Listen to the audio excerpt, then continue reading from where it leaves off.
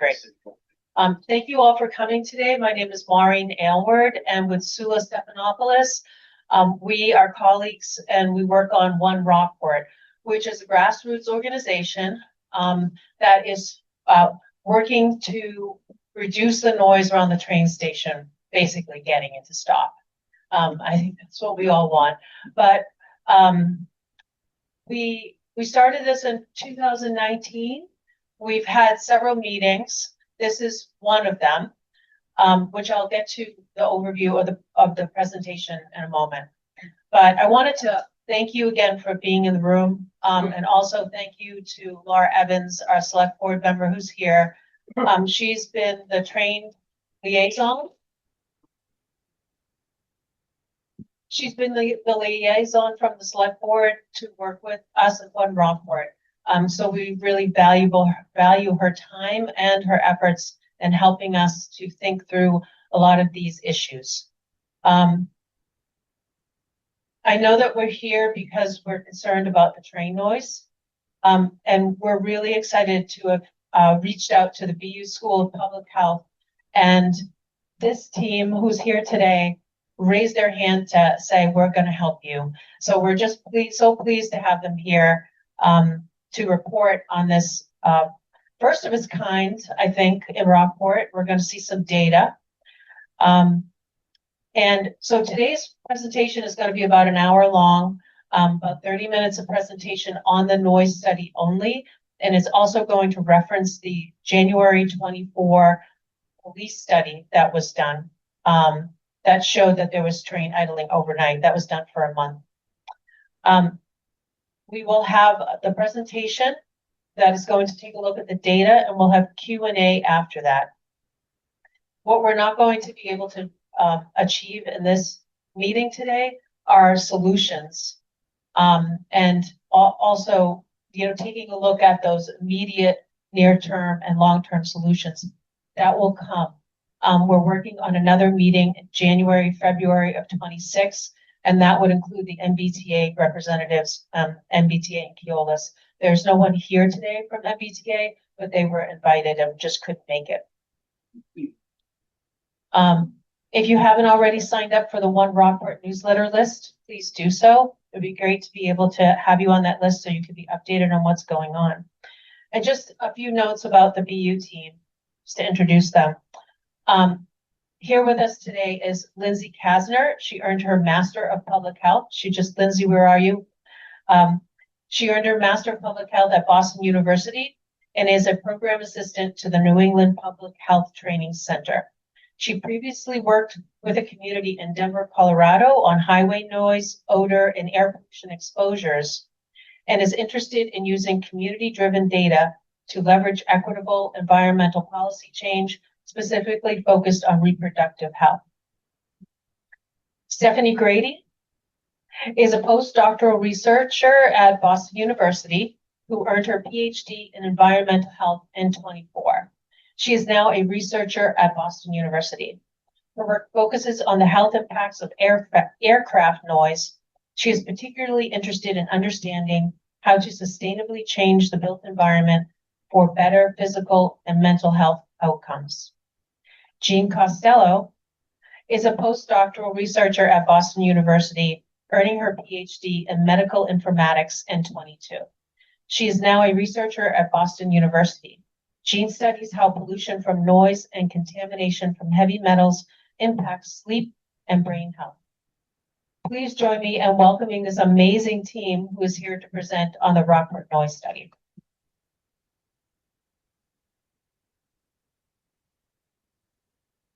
Thank you, Maureen, for that lovely introduction. Can everyone hear me and see me? I know there's a little bit of a poll situation here, so I might come out of the corner and hope that my pointer works.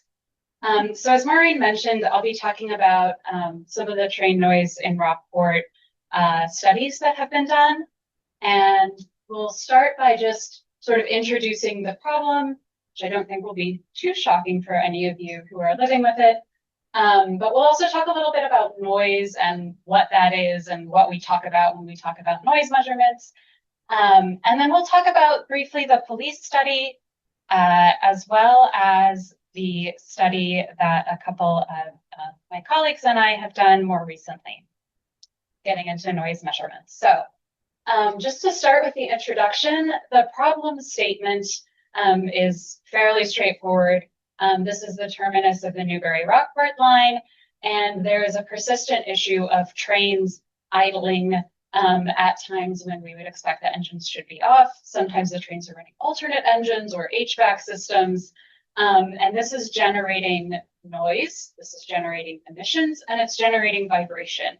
And those spread out to the community, whether that's residential buildings or whether that's commercial, and that can have an impact on people's health. Today, we're going to be focusing on noise, which, as mentioned, is only one aspect of this, but that's what we'll be focusing on today. And this is how Maureen and Sula connected with a few of us at the Department of Environmental Health at Boston University. To talk briefly about, let me see if this video works and the audio is embedded. So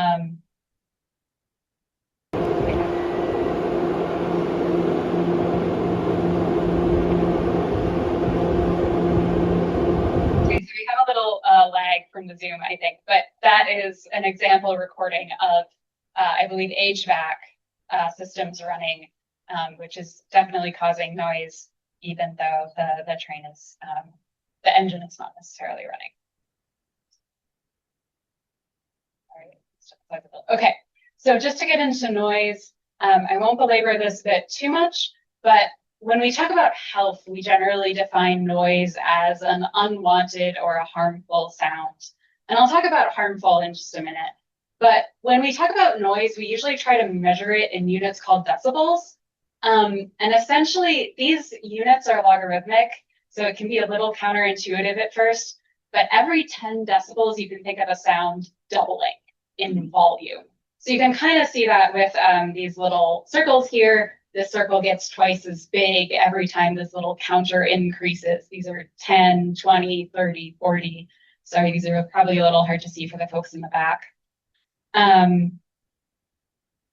So to kind of orient you, and again, this might be a little small, but to kind of orient you to what that scale looks like, we see that at the very bottom, like this very, very faint sound at 20 decibels would be leaves rustling. And this can increase up to a moderate sound, which is, normal conversation at, 50 to 60 decibels. Once you get over about 85 decibels, we consider that to be kind of a dangerous risk to your hearing health. This would be lawnmowers or power tools. You would want to be wearing ear protection. And then all the way up the scale to 140, which is, a firework or a gunshot noise.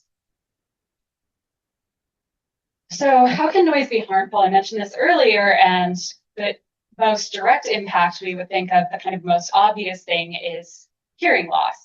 And while that is an effect of noise, we talked about it on the last slide, it's not the only effect that noise can have on our system. So noise can have short-term impacts on our health. This could be disrupted sleep, stress, annoyance, like when my neighbor's car alarm goes off at 2 in the morning and I wake up and I'm really irritated, and then I'm going to be tired the next day. There can also be long-term effects, kind of those compounding effects of noise exposure, and that includes hearing loss, but it's not limited to hearing loss.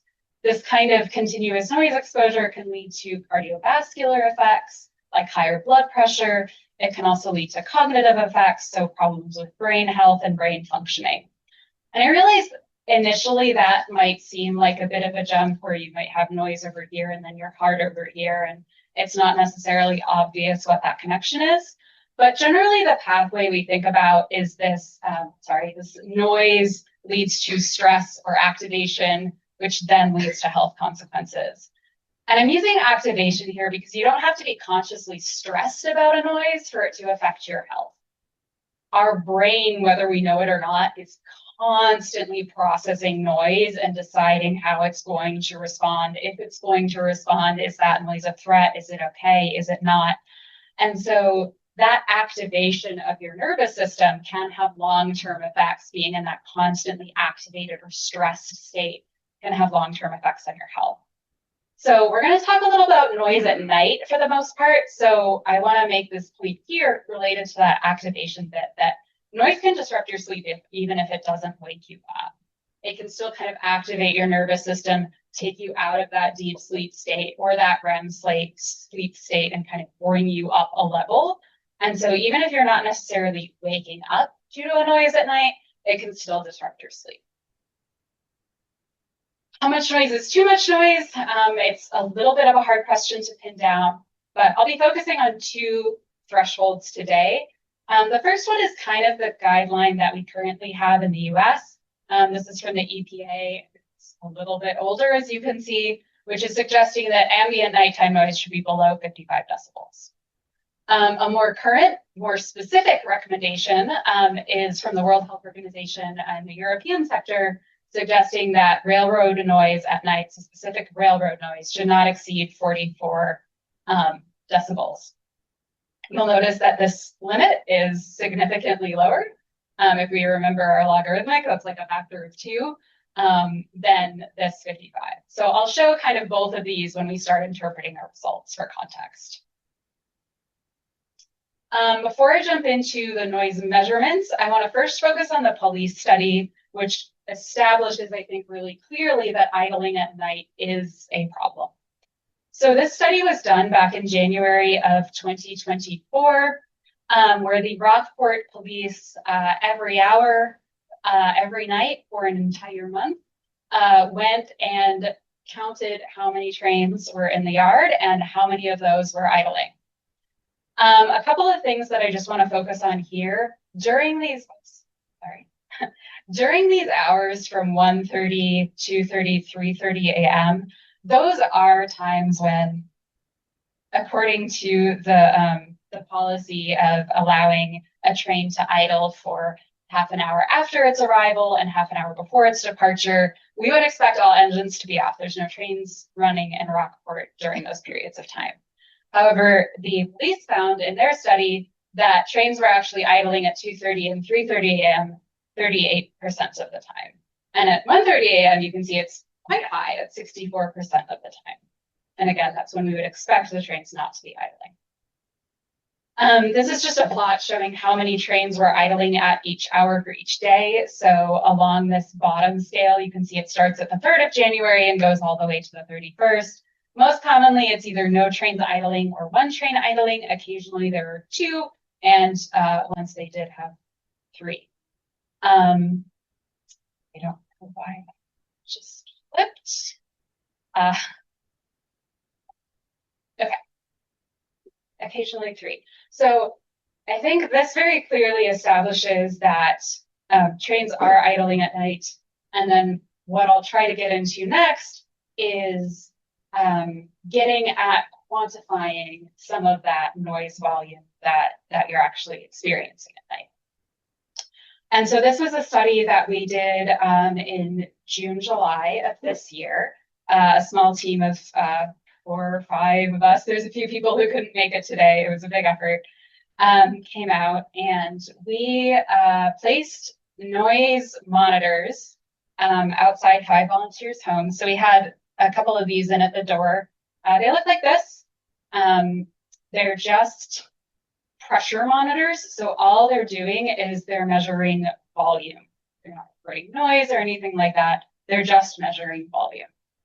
And we used them for 6 days. And we wanted to make sure that we included a weekend in there. So you can see that the 27th through the 29th, those were weekend days. And they essentially recorded volume 8 times per second for those 6 days. So again, they only measure volume. They don't actually record the noise that we're hearing. Just a map to show, this is the train station here, this kind of little dot. And then in this circle, we have 3 monitoring sites. And in this kind of outer circle, we have 2 monitoring sites. So we have kind of 3 in pretty close proximity and then 2 sites a little bit farther out. So what do we mean when it just records volume? All we get is this kind of very difficult looking plot where on this vertical axis, we have decibels.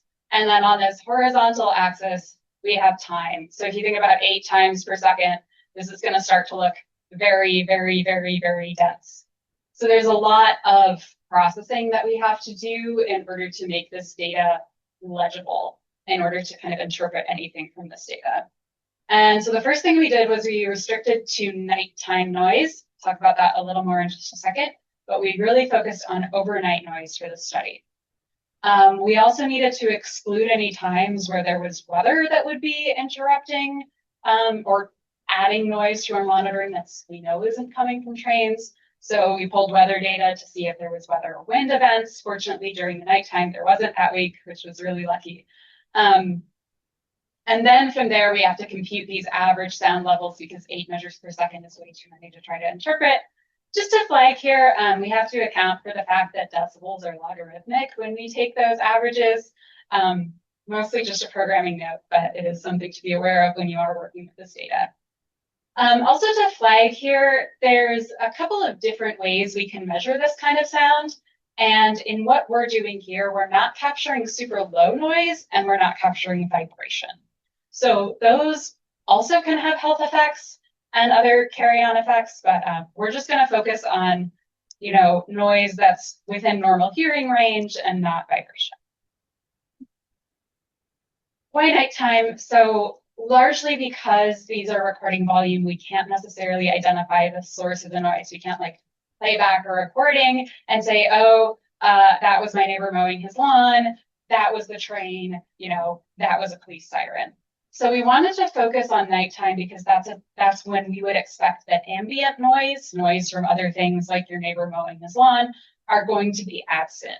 So we can probably expect that more of the noise is coming from the trains.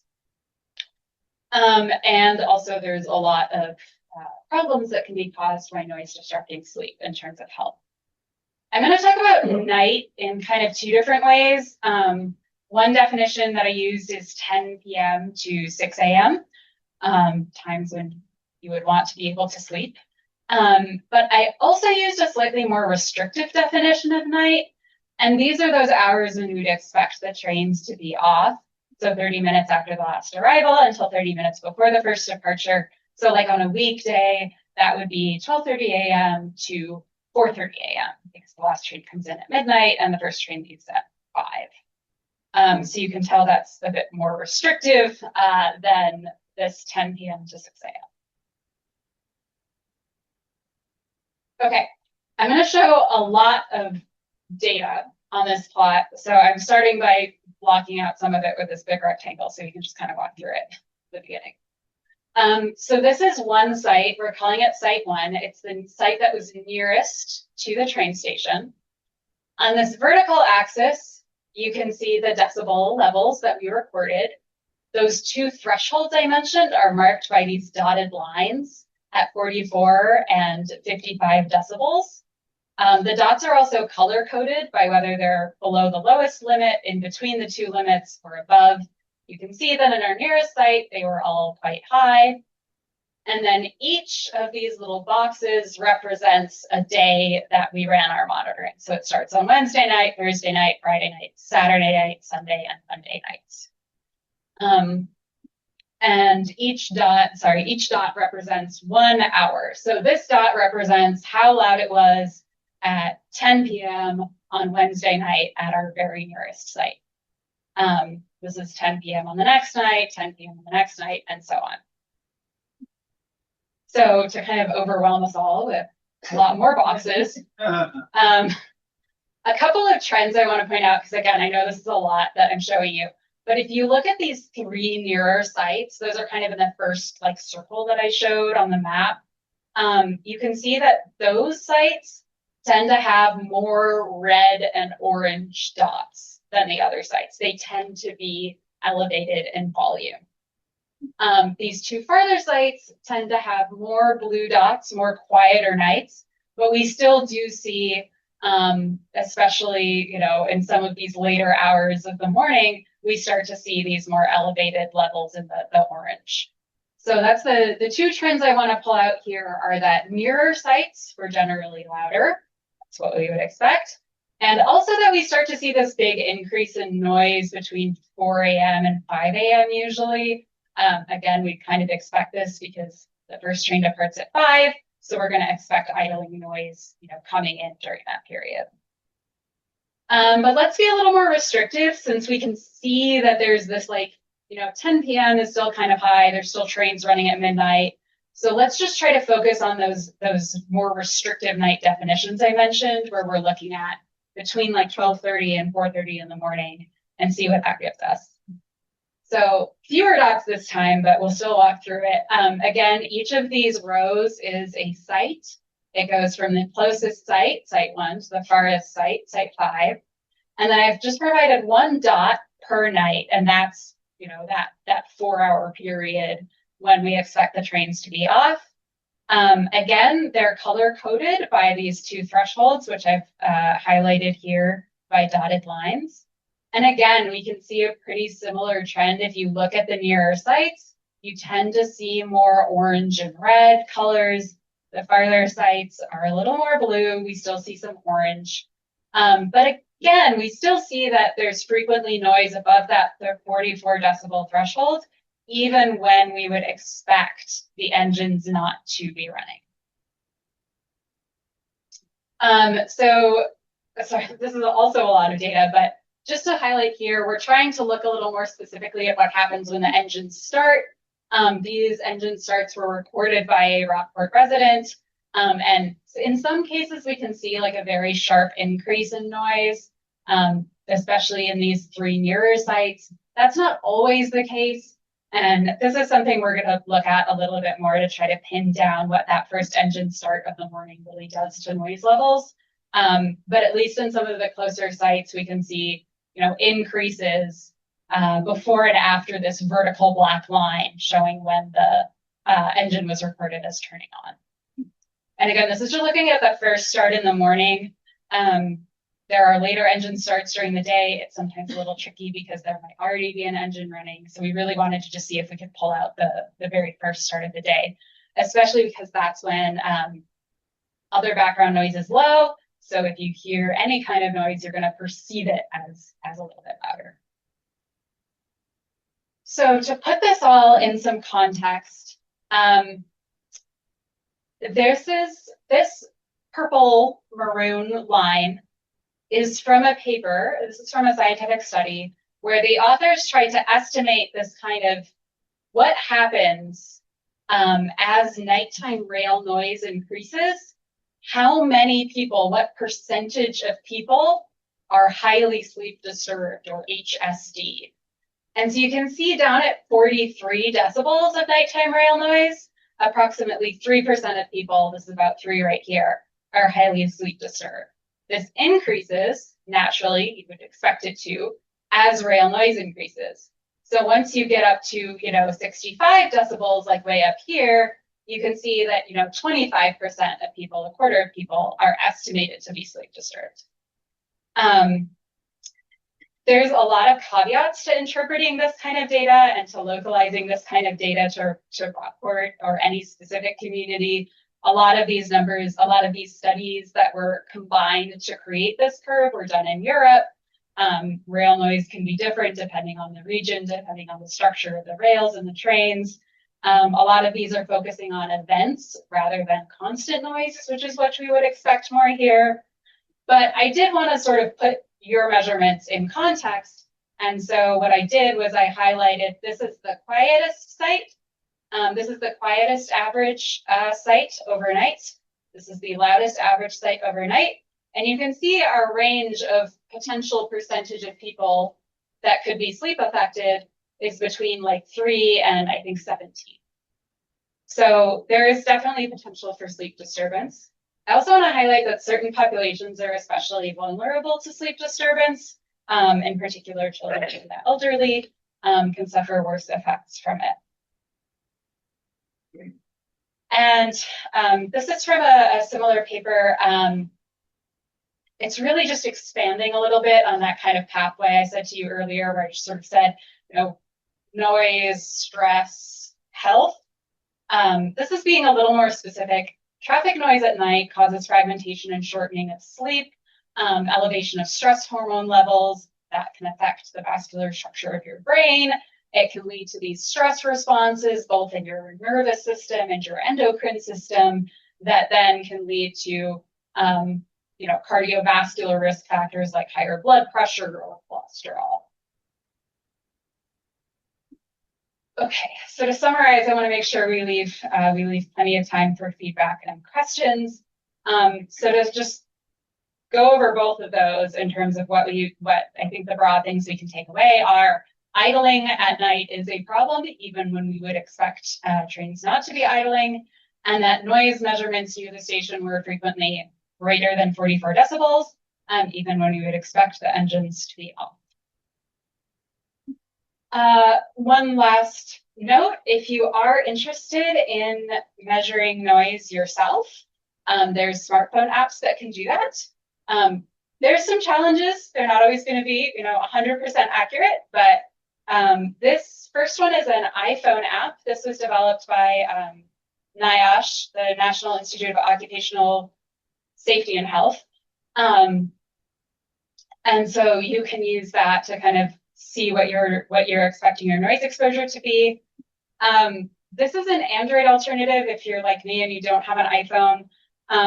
There was a study in, I guess it's a little bit older now, it's 2019, that compared a bunch of Android apps to this specific app and found that this one performed the best. But there are other alternatives out there, and there may be much newer alternatives than this 2019 study was looking at.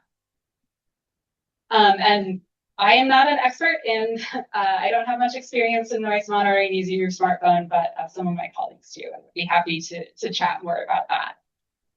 With that, I would really like to thank you all for your time and attention, and we'd be happy to hear from you, feedback and questions as we continue.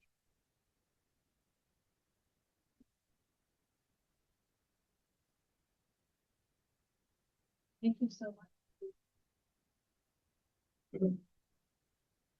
Does anybody have any questions? I will come to you.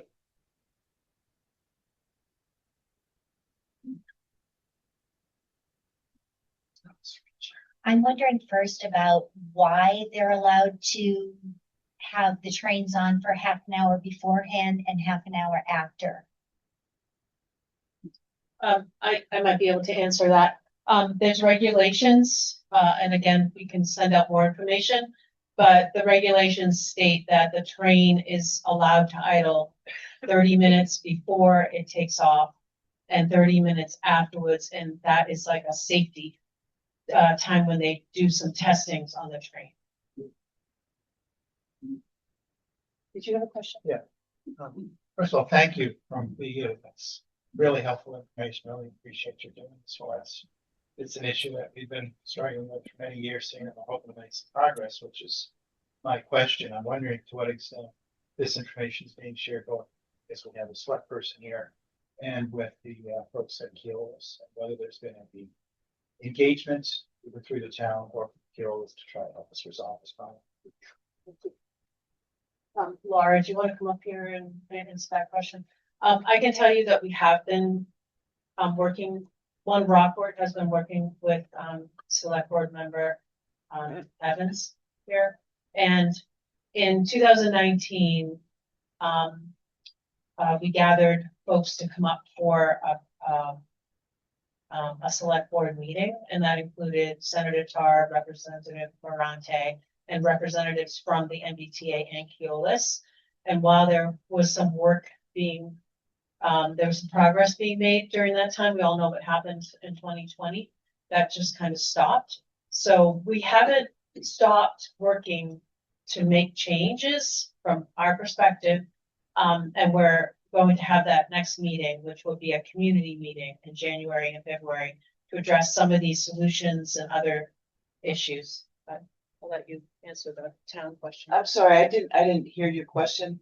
I'm just trying to get a sense of, I think this is really great information, but I'm trying to get a sense of what the town is doing with that information and whether we're making any progress in presenting it and getting the results from Keolis and the MBTA, either through the town or through direct communication. Yes, I mean, we're in communication with the MBTA and we're really striving to get a collaborative solution that does have to involve having the MBTA at the table. We did meet with them, as Maureen mentioned, And there are electrifying lines. That's going to be the basic answer is electric trains, but that's not going to happen tomorrow.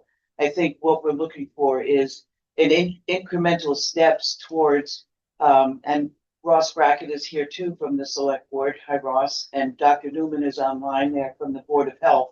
And the solution we arrive at will have to be a collaborative solution among the MBTA and Keolis. Let you get off and then you can see if you can tap it. I'm looking for. Okay. Which is why. Okay. In And the I right. would say the residents too. And residents too. And I want to thank Rockport, one Rockport for the persistence. And I can announce that I learned on Wednesday that the town applied for purple air sensors and a grant to get purple air sensors, and we got them. And we will be installing them in 5 places around town, and they're going to measure the air quality around town and post that on the internet. So that's a major step. So with the BU, and thank you very much for the work that you folks have done, on the sound level, and then we get the air pollution quality. I believe we will persist until we get some kind of solution to this. We're going to ask Maureen to come, invite her to a select board meeting, a Rockport one, in 2025 to kind of summarize when everybody can be here. And I know our chair, Paul Murphy, sorry he couldn't be here because he had a family commitment out of state today, but thank you. I just also wanted to mention, that it will take all of us to push this forward with the MBTA and Keolis. That we've been meeting with the town, which is great to see their interaction. And also we've been meeting with the Board of Health at their meetings, going to meetings and keeping everybody updated on what we're looking at. But we've been talking about how do we change things at the train station? How do we get them to reduce the noise?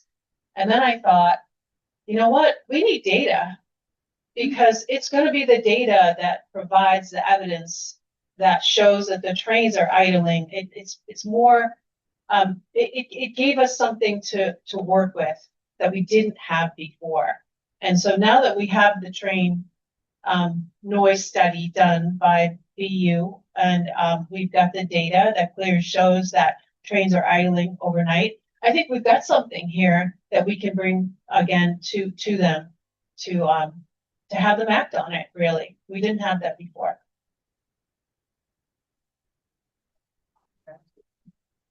I want to second the thank you to the BU folks. I'm wondering, why are we only concerned about it at night? Because it's really loud and obnoxious all day long, a lot of days too. You can hear it out on the neck. We can hear it all the way up in Pigeon Cove. But also, why, I don't understand why the MBTA or Keolis, why do they want to keep the trains running? Doesn't that just burn fuel? Like, why would they want to do that?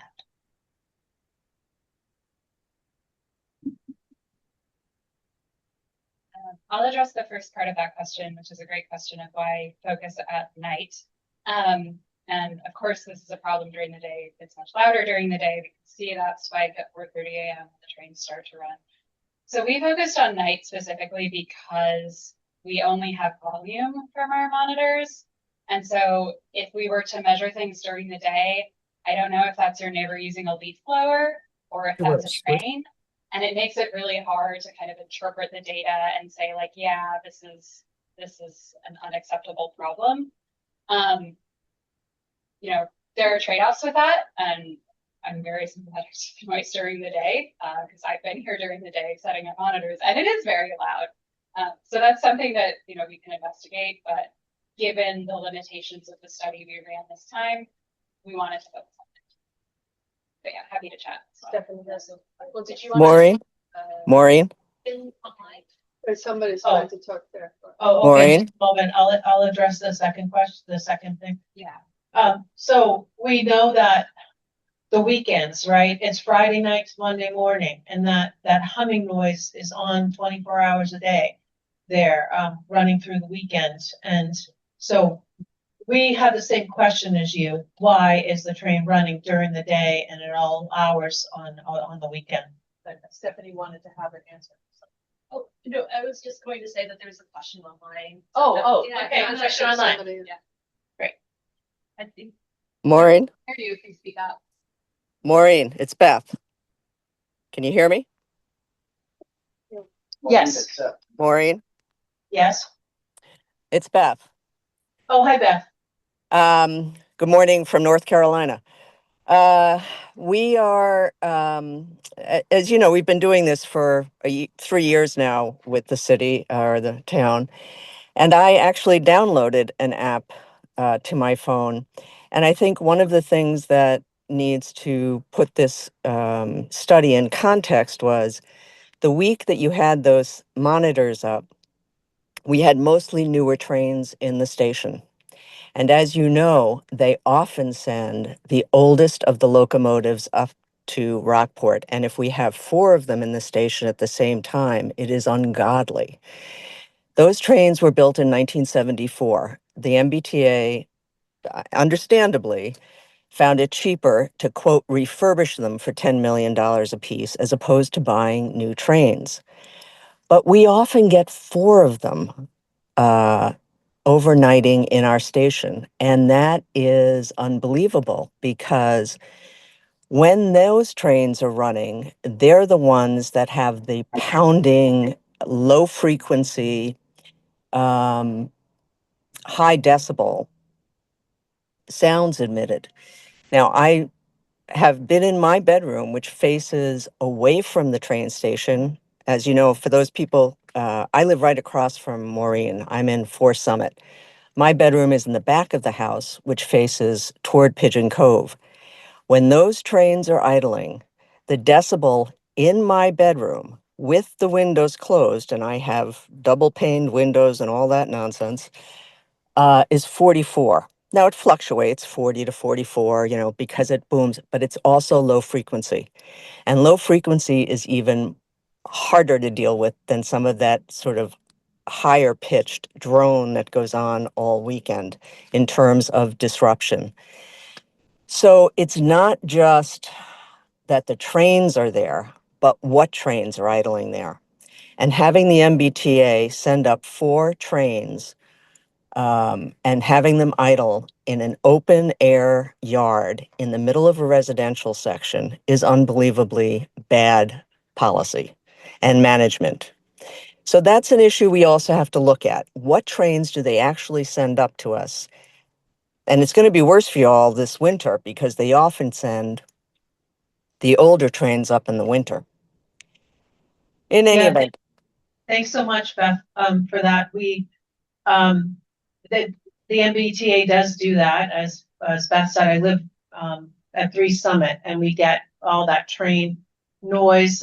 We've been hearing those louder trains coming in, those older trains coming in, and it's something that, Beth and I have talked about frequently. There's a lot of things that we have questions about. And what I'll say right now is that we would really like to know what your experience is and how the train noise is affecting you. Testimonies, stories, are important to have. And if you want to get in touch with us, we're at, trainconcerns@gmail.com. Or you could send me an email, and I can give that to you afterwards if you'd like. But I think that gathering the stories and gathering the impact that the train noise is having would be really helpful for us to have as a like a qualitative piece to the data. So we've got about 5 minutes-ish left, and I want to grab some more questions. Thank you so much. The information is very valuable. I'm just curious, have you done studies like this in other towns, and have you been called in during your solution phase to stand up with this data as kind of authorities as opposed to us? I mean, I don't live anywhere near the train, but I'm concerned about the well-being of citizens of Rockport. So just curious. Thank you. Yeah. So I can say that we're doing a little bit of noise monitoring in another community. It's a little bit of a different noise issue. That's a factory and truck issue rather than trains overnight, but it is something we're involved in, and Stephanie is the lead expert on that. There have been, other campaigns on this, but I haven't been involved with train noise really beyond Rockport, so. Sure. You have a question here in the back? Yeah, just looking at the data from like the closest site, it's like from your 10 to 6, it's always over the 55 threshold. Is that indicating that that site is very loud, or is that indicating that trains are just always on and creating basically, even on the loosest standard, a ridiculous amount of noise? That's a really good question. Given the instruments that we have and the data we have, it's hard to say definitively. The nearest site is quite close, but it also is near a road with traffic. And so we can't necessarily separate out, like there's a reason we focused on nighttime because we expect the road to be quieter at night, but we can't necessarily separate out, what's coming from the road component, what's coming from the train component. But we can say that that place is very loud. How much of that is caused by the trains at night is a little bit harder to know.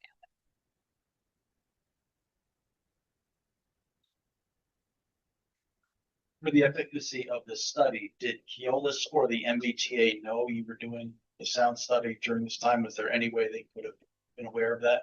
I don't expect so. I think Maureen and other residents did report that it was a quiet week, but I think that is coincidental. We didn't communicate with anyone beforehand on this study. Questions? Yeah, hi, I had a question. Are there any other sites like Rockport? Rockport's pretty much, if you're getting 4 or 5 trains in here at night, it's sort of like a warehouse. Okay, is that acceptable? Is that what Rockport has agreed to? And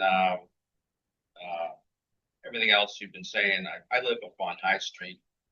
I just kind of live with the noise, but the other concern, and you already addressed it, I was going to ask, is the air quality, because I can smell the fumes, especially when the ceiling is low near the ocean, and it just, it's, but anyway, I was wondering about that, and if any other towns or any places have like a warehouse, and also, I wonder if they've ever done a survey in North Station, because that's pretty loud, I mean, people do live around there, but it's more commercial, so that's all. Do you want to talk about other terminus towns, Maureen? Yeah, I can address that one. So Rockport is what's called a terminus station. That means that we're the end of the line, and it's a train yard, right? So we've got and it's been that way for a long time that the trains have come in, and there's been some work done down at the train yard. Terminus stations do hold multiple trains. We have heard about Fall River complaining about the noise to the MBTA. What's interesting about this particular town is that this is a brand new commuter rail station down in Fall River, New Bedford. And so the folks there around the train station have said, what is going on? We thought that it wasn't going to be this much noise and this much interference. And so they asked for a community meeting with Phil Eng, who was the head of the MBTA at that time. He's now both the head of the MBTA and the secretary of the Department of Transportation in Massachusetts. And so they were very successful in getting that community meeting moving forward. We have also heard that Hyde Park, another terminus station, has had incredibly difficult times with the MBTA in getting them to respond to their noise complaints. And so therefore, with Rockport there too, we know that we're not the only ones.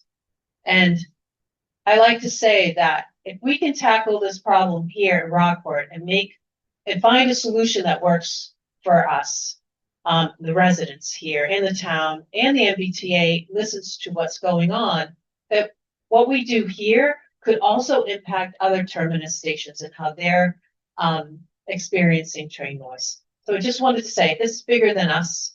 And it's also happening in other communities. So we're interested in finding more about what those other communities are experiencing. And if you'd like to volunteer to contact one of those terminus stations through their state rep, I'd be happy to talk with you because we do need help with that. Does the town have any actual noise regulations? The question is, does the town have any noise regulations? I can talk about, sorry. So I can talk about, so I'm not sure if there's an ordinance for Rockport. There is an old law guideline for Massachusetts where it's, you have to be, so if there's a particular noise, it has to be within 10 decibels of what the ambient noise is. The issue is, I feel like no one really follows that. No one really regulates that, which is a problem. I think it lets people get away with looting neighborhoods and, you know, doing what's happening here. But yeah, it's a relative, there isn't like a set guideline of, okay, it has to be less than this like decibel threshold. So, yeah, so I would go finish. So something, I don't know if, like, so in my opinion is, I feel like this data could be used to take to Mass Department of Environmental Protection, so Mass DEP, to actually run an official noise study, because that is what's like really needed in order to, you know, like, obviously, like, you know, talking with MBTA, but if that doesn't work, an official noise study to be like, listen, this is a problem. It is coming from train noise. These are acousticians that have like looked at this. That will have a lot of benefit. So this will definitely get Mass DEP's ears. So that's what I think is like very important about the study. That's great. I have one other quick comment about noise. Yeah, I don't know if how people feel about the 4th of July parade. It's off the charts that show a dangerous level. And it lasts sometimes half an hour, 45 minutes of that continuous volume. I know that I've seen charts where they show how much time you might be exposed and how dangerous it is. I think it could be equally as bad for people's health as the entire year of these trains running. Thanks for that comment. Also, fireworks are really incredibly loud. Couple more questions. Thank you. I was wondering what is the best way for us to have an impact? I have MBTA on speed dial. They call back and they say, you have to put pressure on your local representatives. I'm like, you're the people that are running the trains and training your engineers. This is a you problem. They push it back, and that's been their response every time I call. I probably called them 25 times. The police here in town are amazing because I put in a noise complaint on like the little online portal. They've been great. And they said, we want you to call us whenever you hear the trains idling and we'll go down and check it out. But I'm wondering, what are the best things that we as neighbors and citizens can do to help in this effort to get the data, or to keep bugging the MBTA enough that they finally give in and say, you're just going to be pains in the neck until we do something. Very good point. Laura, do you have any thoughts on that? Oh, boy. Well, as I noted, we're gonna ask Maureen to come to a select board meeting so the select board can respond. And so you're doing what the MBTA is saying. And what we have to do is get the MBTA and Keolis in a room to work with us, because there are immediate steps that they can take. We saw last winter, after pushing on them somewhat, the sound did decrease somewhat in February and March. And it's a soluble solution in the interim anyway, to shut off the trains, you know, prior to the full electrification of it. But as far as what people can do, I would say write letters and keep, you know, calling the police and doing what you're doing and raising the level, because it's intolerable.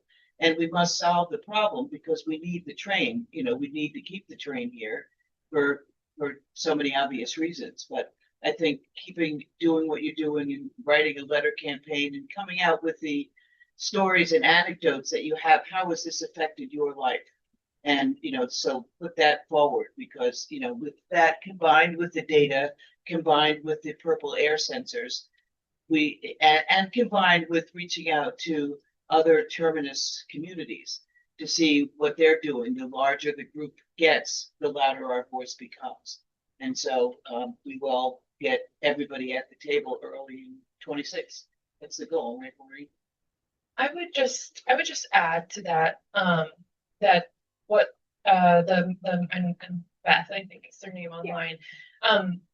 I recognize also that like asking people to download something on their phone and keep a log is a lot of burden on you as resident, and you're already doing so much to be, reporting what's going on and how you're feeling in these testimonials. But that kind of reporting on your phone in your room at night, like Beth did, and keeping a log of that is really helpful and not something that really any kind of noise modeling that like the State Department can really achieve. They can't be in your bedroom, getting your overnight, noise measurements. So a lot of things that people do with those apps that I think Jane might put back up there is to keep a log. So this is what's happening. This is the time, and this is what my app told me on the phone. This is what app I used. It's a really simple thing you can do at home. It's something that I've had told other communities to do in Denver area, and something that they kind of then have like, here's really individual specific data that I have for myself. If you have the time and the capacity to do that.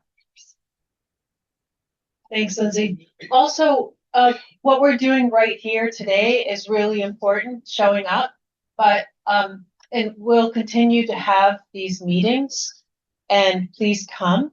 If you can write down, as I mentioned before, your story or get in touch with me, you can send it via an email. Tell us what your experience is, because that's going to be really important information. I have a question here that's been waiting. Thank you for the presentation. It was very interesting. I have a question though about the presentation. The correlation between the noise that can cause health effects and the distance from that noise. Where are the health effects going to be most prominent? Close to or only, or will they be affected far away also? Good question. So the noise, like the studies that are usually looking at the impacts of noise are measuring it or estimating it locally to the person. So they're estimating like, what are you hearing, where you are. So the noise that is emitted from the train, if you're standing right next to the train, could be 80 decibels. In your backyard, it might be, 55. So that would classify you as a 55 decibel exposure. Does that answer your question, or does that make sense? Yes, but the severity would depend on the individual. Yeah. So, you're asking, could a 55 decibel noise affect me differently than, someone standing right next to me? Yeah. Yeah, there is individual response to noise. We don't understand it. It's a really complicated thing about how each person processes noise. But yeah, there are certain vulnerable populations, specifically like children and the elderly, tend to be more disturbed by loud noises, more disrupted by that. I also have a little war story if anybody would like to hear it about Keolis. About a year ago, I picked up the number from somebody to call Keolis for complaints, and which got me nowhere because it was never answered or the responses were poorly handled. Anyway, I started using the number to send videos. I live very close to Evans Field, and I'm able to walk down to Evans Field, stand at the wall, and make a video of the air conditioning noise. Yep. Not the engines. Yes, We sort of the accepted HVAC. the engines. But the air conditioning noise is constant, 24/7, and it can drive you nuts if you let it. And I would record maybe 12, 15 seconds of video and audio with my iPhone and then I would send it to that Keolis number with a little note saying, you know, please turn this off. It's very annoying. See no reason why you have to run it. Always very polite messages. And all I would get were replies saying, do not reply. After saying they had opened a ticket on my complaint. But then the 4th of July, this very past 4th of July, they did not turn on the air conditioners. The entire 4th of July weekend, it was silent. So I went down there and I made a video of the silence. Same thing, same. Also, I want to include, I have a little noise meter. It's not much more than a toy, but I would start my video with the noise meter and then pan up onto what the noise was. That was my routine with all of these. Anyway, I sent in that last one for the 4th of July, very quiet. And I expected to get a text response or email. I actually got a phone call because they had my number. And after I sent in the text, of course, and this lady wanted to know what was the problem on like that, and why are you sending this to us? I don't know what level she was at Keolis, but I explained to her it made no sense to be running the air conditioning in the summertime when nobody was on the trains, especially over the weekend when the trains weren't going to go anywhere until the end of the holiday weekend. Could you please make sense of that to me? Anyway, she could not. And I asked her, could you please have somebody call me? I'd love to discuss this because I think I could save you a lot of electricity. And but again, very polite and everything else. And she finished the call by saying, nobody will call you. Flat out, said, nobody will call you. Anyway, that's the extent of my pursuit of quiet in Rockport.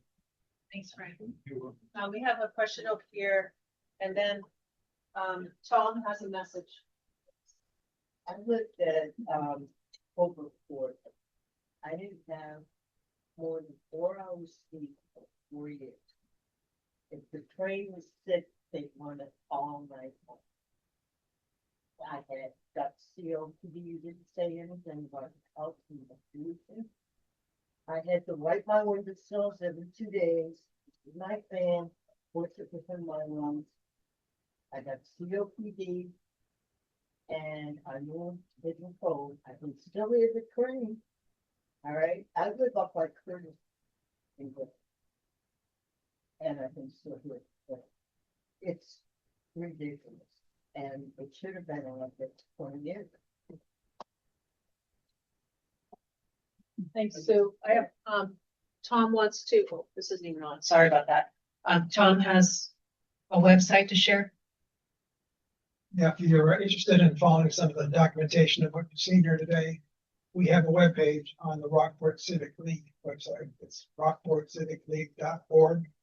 And we've got the police report and some graphs analyzing that. And we've got the VU report. And maybe with your permission, we could put today's presentation there. And if possible, we could put the recording of today's Zoom. So we'll have some documents to look at. Thank you, Tom. Okay, we have time for one more question. Gail?